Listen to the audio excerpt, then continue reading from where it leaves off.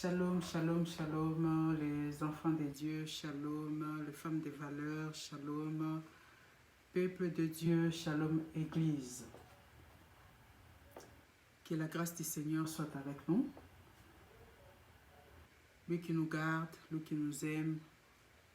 Jésus-Christ, notre roi, notre maître qui a donné sa vie à la croix aujourd'hui, nous fait encore grâce de nous approcher encore devant vous. Et les enfants de Dieu, tel que la Bible nous dit, que les fils de ce monde savent bien discerner les temps. Donc, batamokili, bayebi ndenge ya ko discerner batemps, c'est-à-dire que bazotala bayebi soki bamoni likolo et yindi bayebi ke mbula ezobeta. Soki mbula ekobeta, pardon, soki bamoni temps échangé ou bien makasa nzete échangé couleur, bayebi que bientôt là tozo kota na saison sèche. C'est pourquoi la Bible nous dit que soki bango batamokili, bango bana mokili o baza mayele, baza prudent, bayebi ko discerner temps.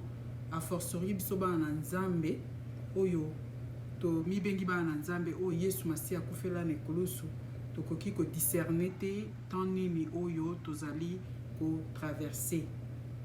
Lelo toye ko motiver bino lisusu ndenge to mesana koloba biso toyaka ko motiver, tozo motiver bana nzambe. Tozali lokola ndenge Paul alobi ke moko aloni moko abongisi mabele, mosusu aloni, pe mosusu aye pona kosopa mai. Nous on est là pour motiver les enfants de Dieu. Oyo basi ba bengami epai na Yesu, ba ndimela Yesu comme mokonzi pe mobikisi na bango. Toyaka ko motiver les femmes qui oyo ba yamba Yesu, les servantes de Dieu. Oyo nyonso mi bengi mosali. Oyo nyonso mi bengi mwasi ya mosali nde ba wana nde toyaka ko motiver bango parce que baza déjà bato ko bondela, baza déjà bato ba meseni truc toko koloba po na ngaka penza moko mesana te po ba mesana kana bango na makambo nzambe te po ba mesana kana nzambe te. Mais toyaka ko motiver ba oyo balingaka Yesu, ba oyo basalelaka déjà nzambe, ba oyo ba sambelaka déjà po toyebi ke na vie chrétienne na biso na ebité ceux qui spécialistes à cause de la parce que il y a des moments où bolembo côté la kabiso pour la libondeli to ebi biso moko ke libondeli eza eloko ya munene, eloko moko ezali même base ya vie chrétienne, ezali eloko oyo monguna bundisaka mingi pour que tozalaka toujours te ya kotelema na kati na libondeli. Pe biso moko toyebi ke moyen oyo ya kosolana nzambe na biso ya kokuta na ye c'est par la prière. C'est eza eloko moko oyo ebundisamaka tellement makasi. Na yango lelo toyaki tolobela eloko oyo bazobenga temps favorable. Temps favorable ezani.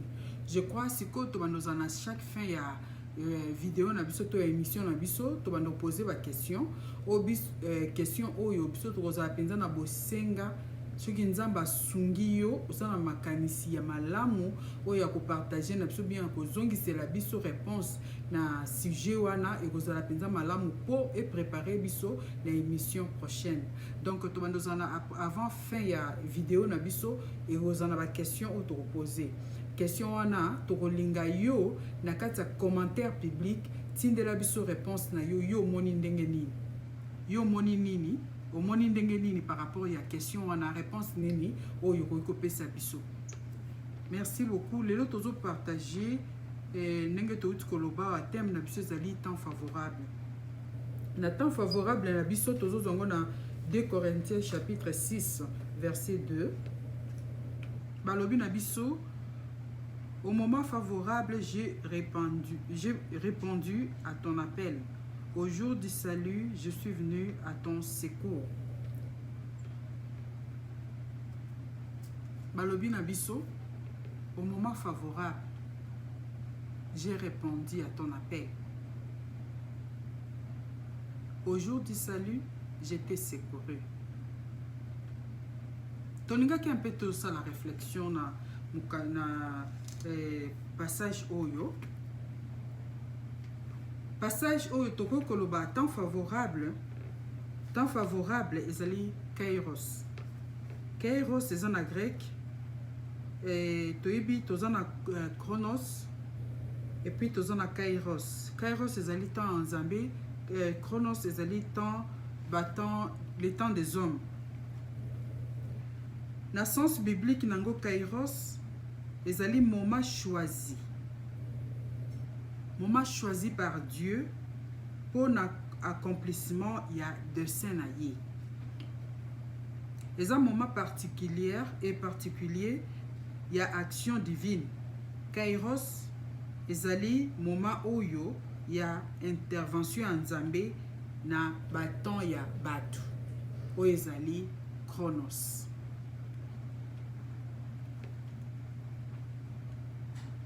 Tomoni ke Yesu Masiya abandaki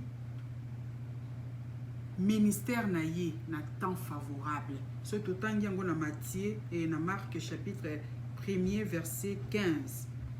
Tokomona ke na ebandeli ya ministère ya Jésus-Christ ezalaki le kairos ou le kairos de Dieu oyo accomplissaki ministère na ye.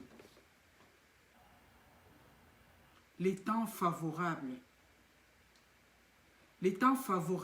temps choisi par Dieu pour accomplir et lokomoko extraordinaire katina bomo ya batu. Lelo tozote ya sango malamu, lelo tozo kende ko présenter Jésus-Christ pa ya batu, mais mutu muso akoyebisa lobi ngatango na ngana no ekokite. Alobi moment na ngatango ekokoka na kondimela Nzambe. Alors tolinga kito réfléchir un peu ensemble.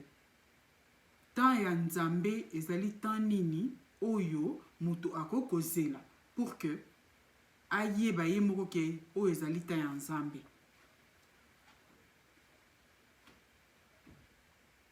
Les temps que Dieu choisit ezali temps o Nzambe azo bongisa pona ko accomplir eloko moko songolo kati na bomo ya bana batu.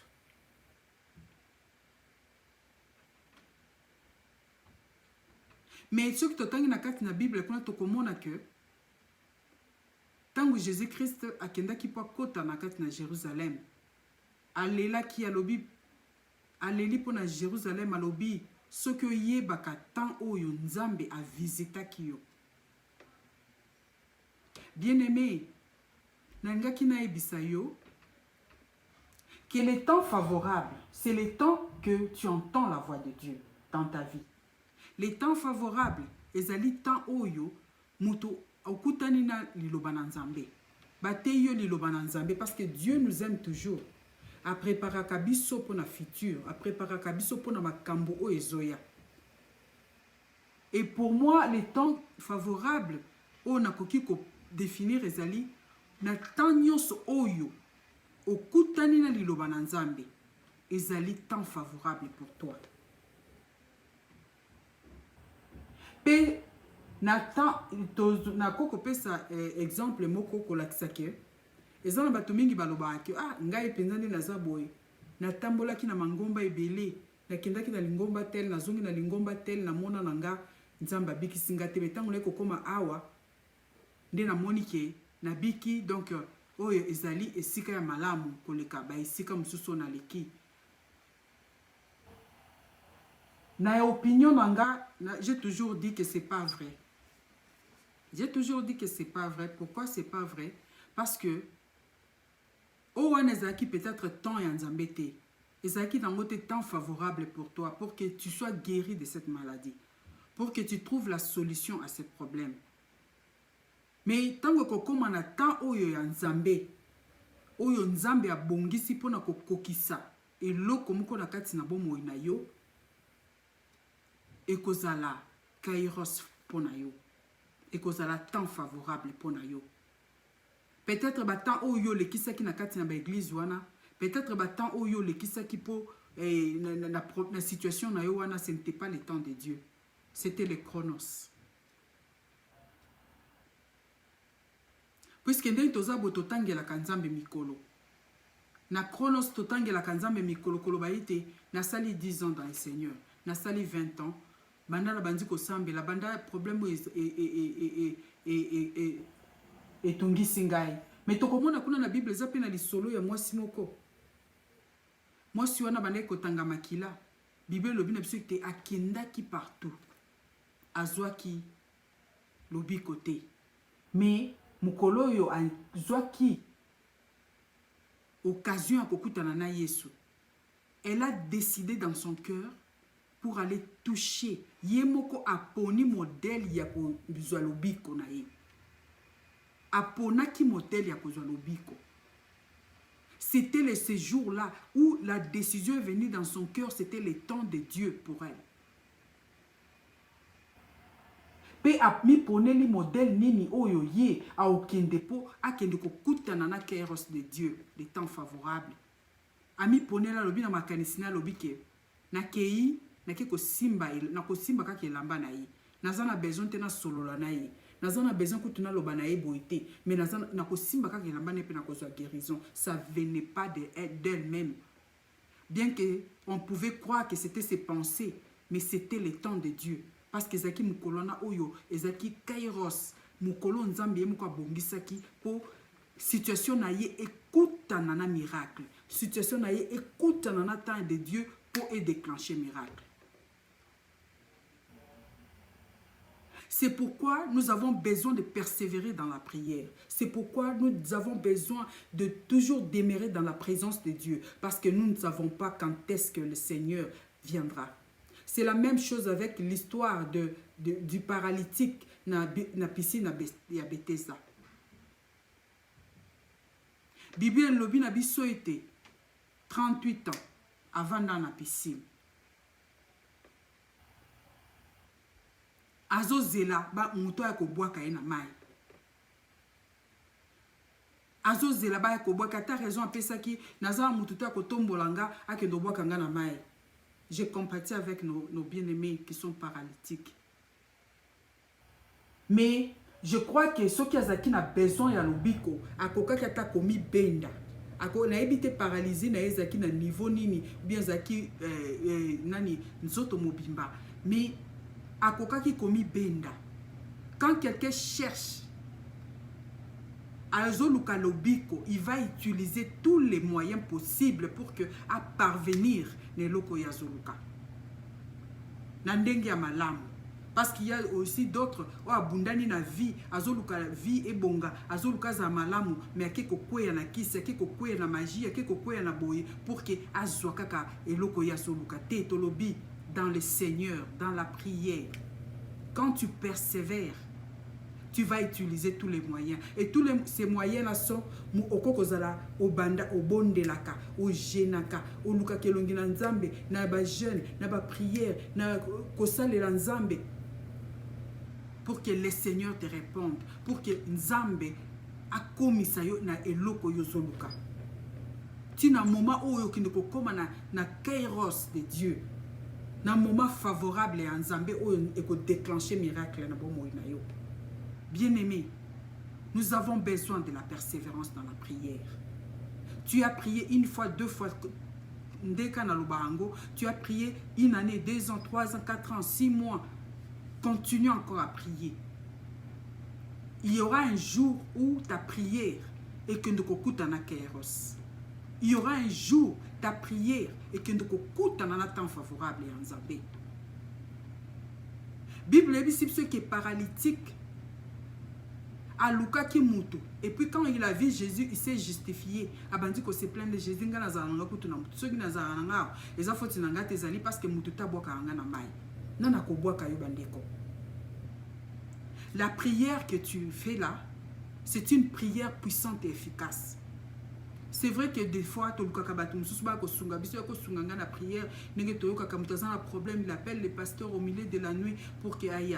Bien aimé, la voile a été déchirée. Et nous avons tous l'accès auprès du Père. La prière qui sort de ta bouche là peut changer ton histoire. Et quand changer l'histoire, il y a bon mot. Prière wana. Dès na lobarana biso toujours que Dieu attend cette prière.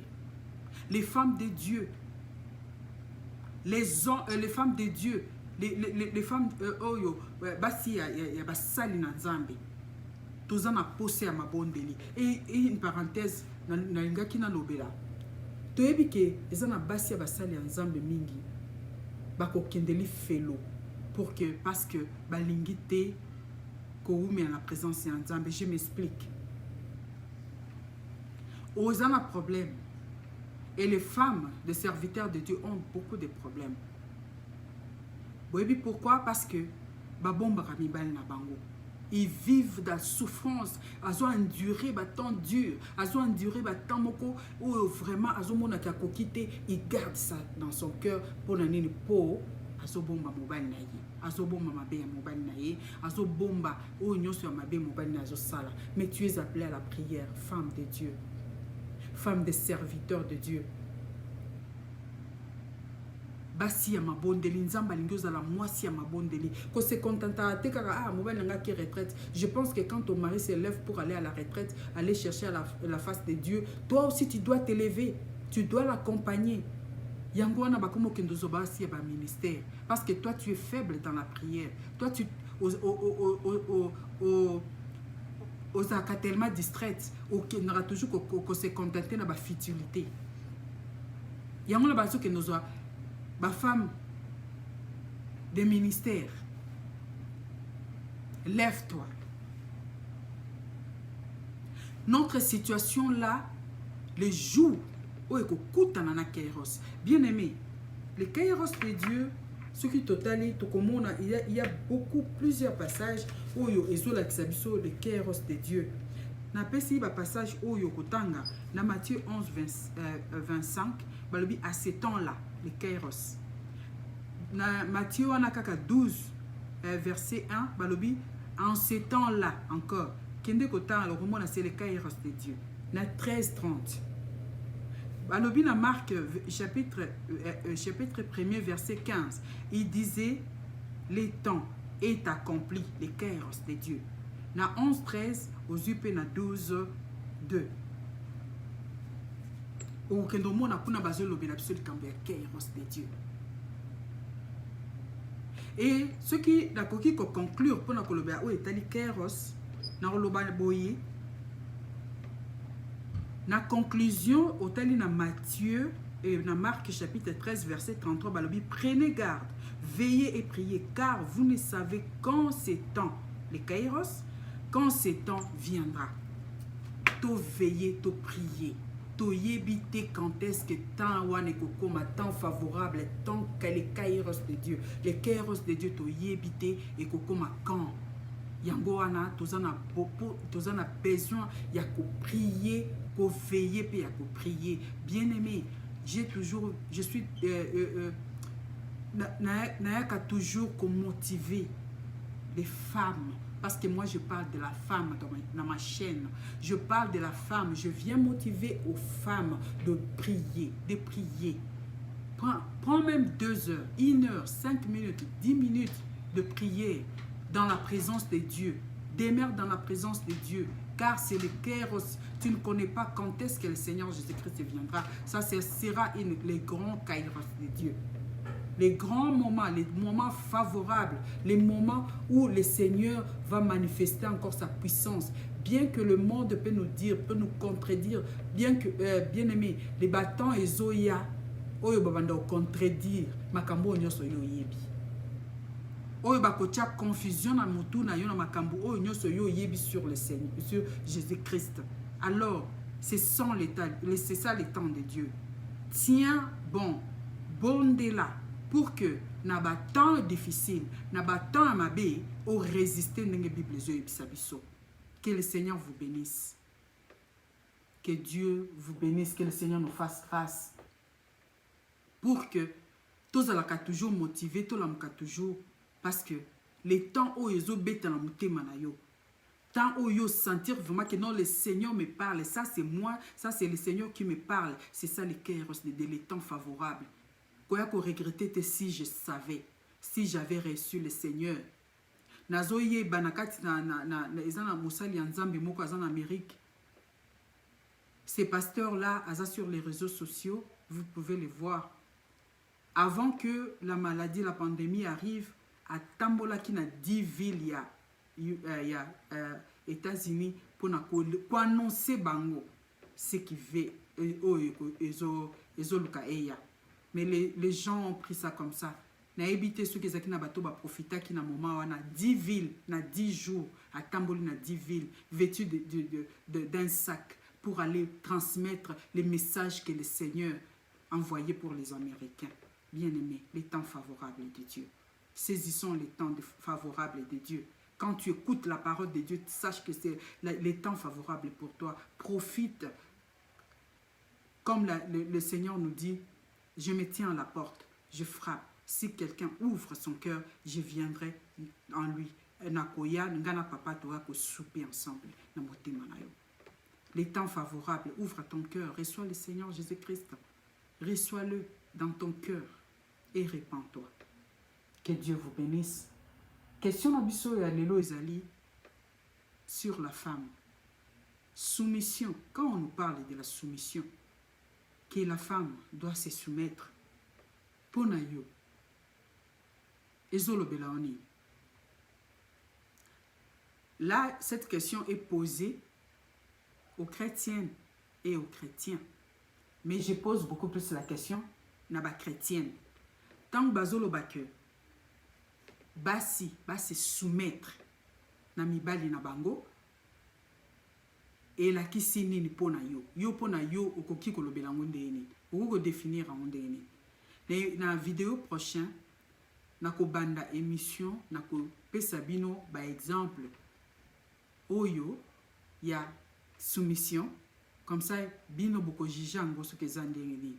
Alors, tozo bon de la bino, tozo senga ce qui, quand si le Saint-Esprit touche ton cœur, to sengio partager ma vidéo pour nous évangéliser, et puis to sengio qui o s'abonner,